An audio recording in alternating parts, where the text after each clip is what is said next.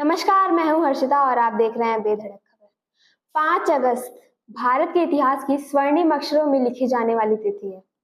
5 अगस्त 2019 को जम्मू कश्मीर से अनुच्छेद 370 की समाप्ति और 5 अगस्त 2020 को भगवान श्री राम के मंदिर निर्माण के लिए भूमि पूजन होना, दोनों ही भारत की जनता के लिए अति महत्वपूर्ण चीजें हैं। हम बात करने वाले हैं अनुच्छेद 370 की, जिसको हटाए हुए आज यानी कि 5 अगस्त 2024 को 5 वर्ष पूरे हो जाएंगे। 370 जिसको हटाने के बाद बहुत से बदलाव आए हैं। यह अनुच्छेद जम्मू कश्मीर को विशेष स्वतंत्रता प्रदान करने के लिए है। इस निर्णय के 5 साल पूरे हो चुके हैं और इस दौरान जम्मू कश्मीर में कई महत्वपूर्ण परिवर्तन और विकास हुए हैं। हालांकि 370 हटने के बाद कई सकारात्मक बदलाव हुए हैं, लेकिन चुनौतियां भी बनी हुई हैं, जिसमें से सबसे बड़ी चुनौती राजनीतिक है। अनुच्छेद 370 हटने से पहले कई विवाद थे। अनुच्छेद 370 को भारतीय संविधान में 1949 में शामिल किया गया था। इसका उद्देश्य जम्मू कश्मीर को विशेष स्वशासन प्रदान करना था। स्वशासन यानी कि वहां के लोगों का अपना खुद का शासन, वहां पे भारत का संविधान लागू नहीं होगा, जिसमें रक्षा, विदेश नीति और संचार के अलावा राज्य के बाकी मामलों में भी केंद्र सरकार का हस्तक्षेप सीमित था, यानी कि था ही नहीं, समझिए। यह अनुच्छेद राज्य को एक विशेष दर्जा देता था, जिससे राज्य की संसद को यह अधिकार था कि वह भारतीय संविधान को अन्य अनुच्छेद को अपने राज्य में लागू करे या ना करे। बस यही चीज, भारत की संविधान वहां पे लागू ना होना। जब जम्मू कश्मीर भारत का हिस्सा है तो जाहिर सी बात है वहां पे भारत का ही संविधान लागू होगा। अलग अलग राजनीतिक दल अनुच्छेद 370 को अपने अपने दृष्टिकोण से देखते थे। भाजपा ने लंबे समय से अनुच्छेद 370 को हटाने की मांग की थी। इसे राष्ट्र एकता और अखंडता के लिए आवश्यक माना था। दूसरी ओर कांग्रेस और कई अन्य क्षेत्रीय दलों ने इसे जम्मू कश्मीर की पहचान और स्वशासन का प्रतीक माना और इसे बरकरार रखने की वकालत की।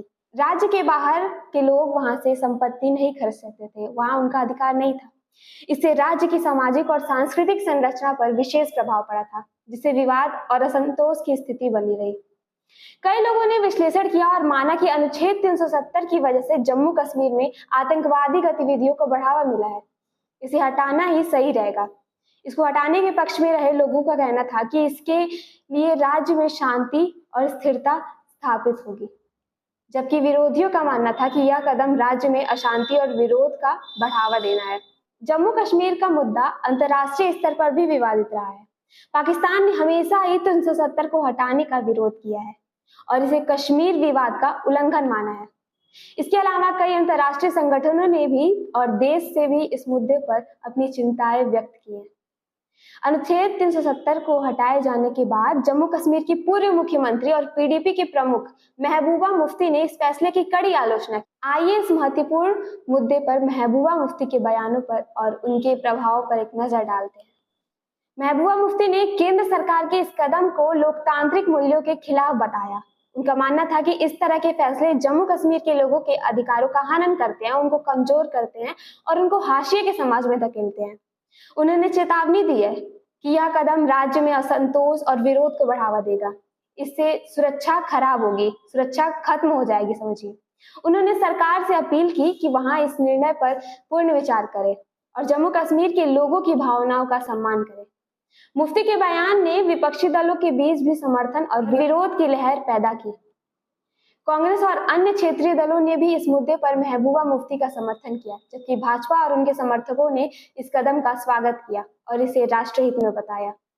यह अनुच्छेद 370 जम्मू कश्मीर को विशेष स्वतंत्रता प्रदान करता है। इस निर्णय को 5 साल पूरे हो चुके हैं और इस दौरान जम्मू कश्मीर में कई महत्वपूर्ण परिवर्तन और विकास हुए हैं। आइए इस 5 साल के सफर पर एक नजर डालते हैं। अनुच्छेद 370 के हटने के बाद जम्मू कश्मीर में सुरक्षा स्थिति में सुधार हुआ है। आतंकवादी गतिविधियों में कमी आई है और सुरक्षा बलों की सक्रियता बढ़ी है। केंद्र सरकार ने भी सुरक्षा के कई कदम उठाए हैं, जिससे वहां के हालात पहले से सुधरे हैं। केंद्र सरकार ने जम्मू कश्मीर में आर्थिक विकास को बढ़ावा देने के लिए कई योजनाएं चालू की। बुनियादी ढांचे में सुधार, सड़क निर्माण, स्वास्थ्य सेवाओं में सुधार और शिक्षा के क्षेत्र में उन्नति के प्रयास किए हैं। नए निवेशकों को आकर्षित करने के लिए विशेष कदम उठाए गए हैं।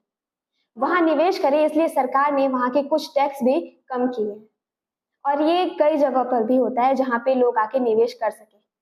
पर्यटन क्षेत्र में भी बहुत सुधार देखा गया है। अनुच्छेद 370 के हटने के बाद पर्यटकों की संख्या वहां पे बढ़ी है, जो कि हम जानते हैं कि जम्मू कश्मीर एक बहुत ही सुंदर जगह है, जिसे धरती का स्वर्ग कहा जाता है।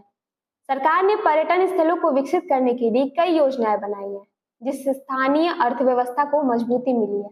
जम्मू कश्मीर में सामाजिक और सांस्कृतिक बदलाव भी देखने को मिले हैं। महिलाओं और युवाओं के लिए नए नए अवसर प्रदान किए हैं। शिक्षा और स्वास्थ्य सेवाओं में भी सुधार हुए हैं और स्थानीय लोगों के जीवन यापन में भी बदलाव हुआ है। आपके 370 पर क्या है राय, हमें कमेंट बॉक्स में जरूर बताएं। और अगर आप ये वीडियो फेसबुक पे देख रहे हैं तो हमारे पेज को फॉलो करें, और यूट्यूब पे देख रहे हैं तो हमारे चैनल को सब्सक्राइब जरूर करें। धन्यवाद।